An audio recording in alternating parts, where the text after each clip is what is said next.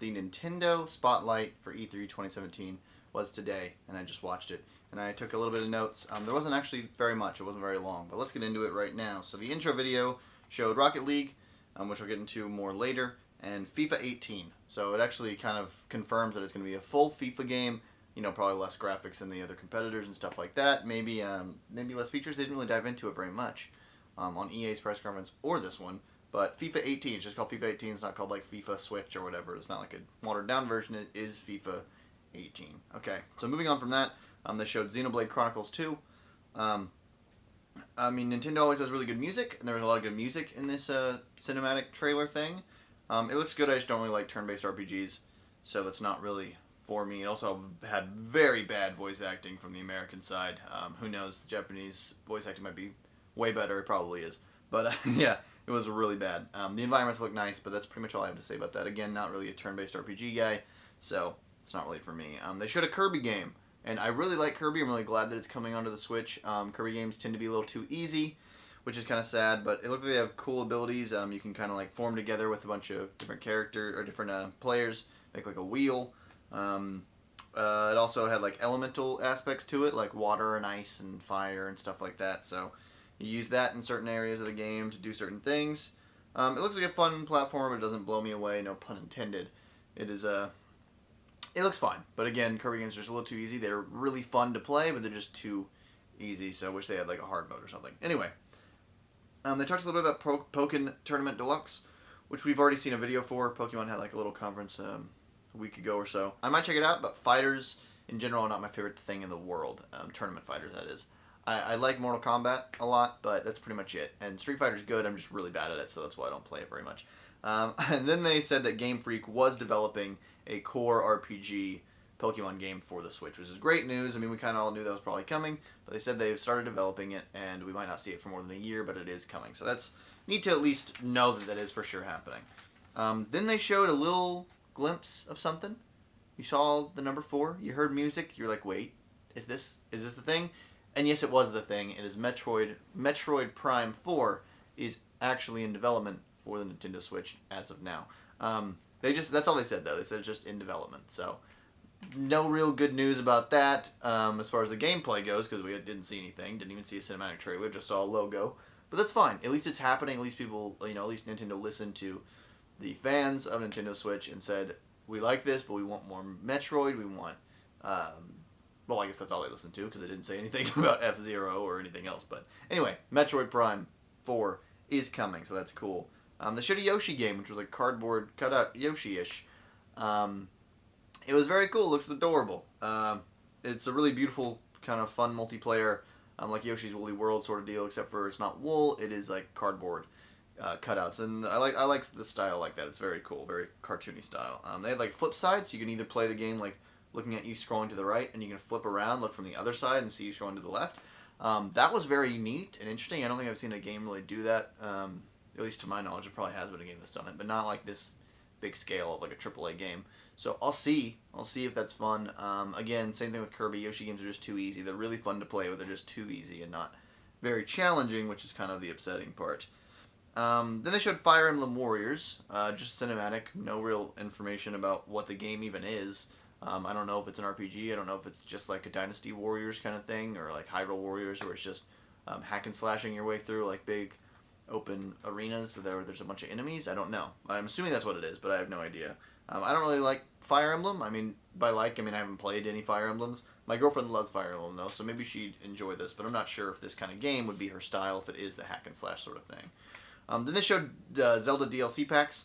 The Master Trials DLC pack is the first one. That's coming in June. June 30th, exactly, because it is June already. Trial of the Sword looks amazing.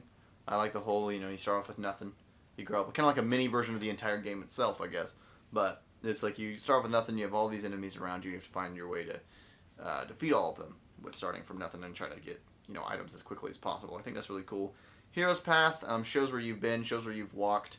I think that's a feature that should have been in the game the entire time. The fact that it wasn't is kind of disappointing, so the fact that it has to be part of the DLC is a little annoying, but whatever. It's cool that it's there.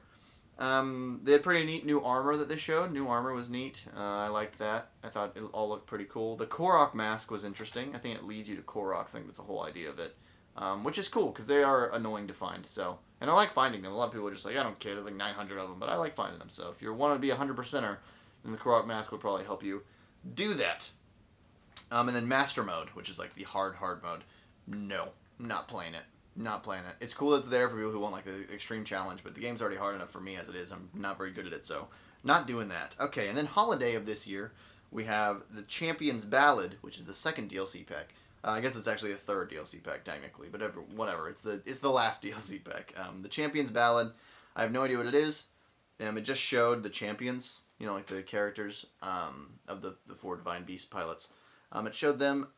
So we don't really know what it is. We just know that it's going to be about them. I assume it's a story about them. It's supposed to be a story mode, so I assume it's a story about them. It would make sense, considering it's the Champions Ballad.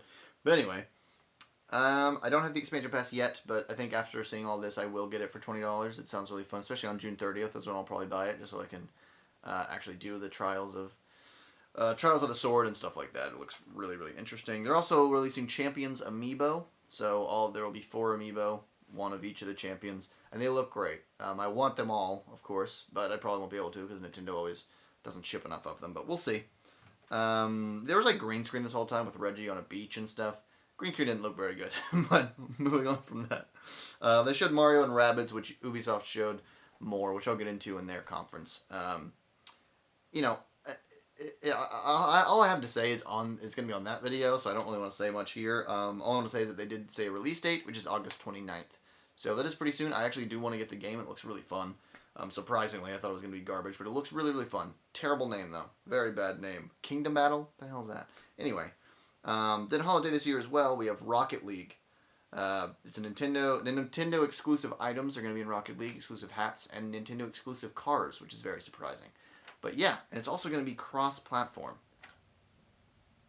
I don't know how that's going to work. So we're going to be able to see a Mario hat on an Xbox. Weird, but okay. So yeah.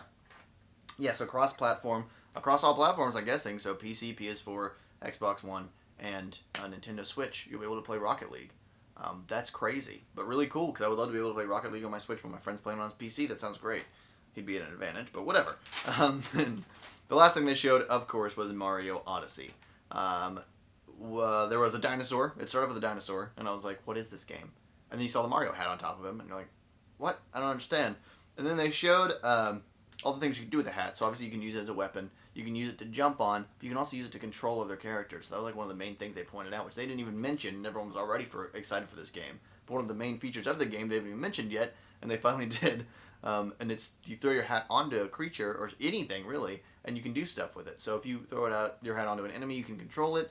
Throw your hat onto a fireball, you can be the fireball. If you throw your hat onto a bullet bill, you can control the bullet bill. Onto like a street post, you can use it to fling yourself off. Onto wires, you can turn into electricity and go into the wires. Just interesting, weird stuff, but very, very cool. I'm excited to see this unique take on a Mario game, honestly. I mean, it's Mario, I'm a gigantic fan, so I'm going to get it regardless.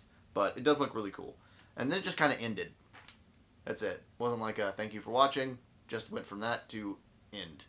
They did say a release date for Mario Odyssey, though. October 27th, 2017.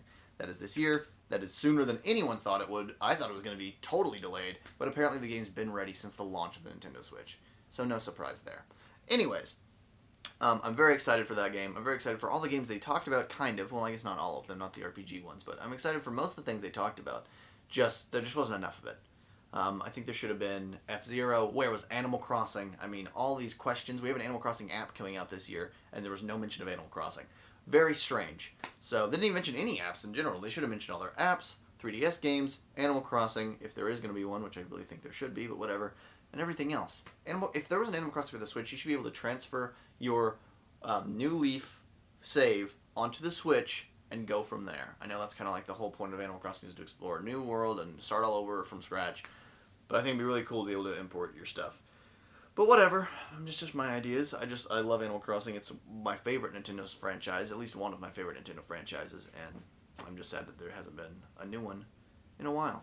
So anyway, that's all I have to say for this. Thank you guys for watching. Let me know what you thought about the Nintendo Spotlight E3 2017 press conference below, and I will talk to you guys later.